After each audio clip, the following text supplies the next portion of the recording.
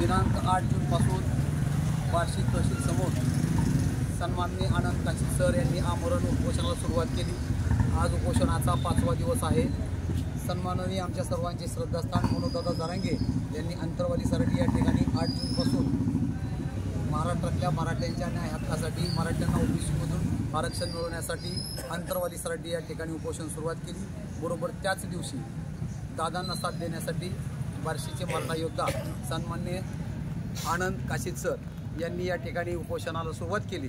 आज उपोषणाचा 5वा दिवस आहे, परंतु अतिशय गंभीरपणे मी एक गोष्ट या ठिकाणी नमूद करतोय की उपोषणाचा 5वा दिवस चालू असताना आरोग्य तपासणी केली असताना या ठिकाणचे जे उपोषण करते आहेत आमच्या सर्वांचा स्वाभिमान सन्माननीय आनंद काशीद सर यांची प्रकृती वरचेवर बिघडत चाललेली आहे।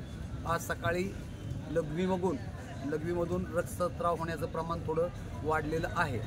आम्ही किंवा डॉक्टरही त्यांना विनंती करतायत, आम्ही सर्वजण विनंती करतोय आपण उपचार घ्यावे, परंतु त्या उपचाराला आनंद काशीद सरांनी नकार दिलेला आहे। परंतु तरीसुद्धा आम्ही सर्व समाज बांधव त्यांना कशाही परिस्थितीत त्यांची विनंती मन वळवून कसल्याही परिस्थितीमध्ये आम्ही त्यांना या ठिकाणी उपचार घेण्यास भाग पाडणार आहोत ही मात्र गॅरंटी आम्ही या ठिकाणी सांगतो। कारण सर सलामत तो पगडी 50 हे महत्त्वाचे या ठिकाणी गोष्ट उल्लेखनीय आहे।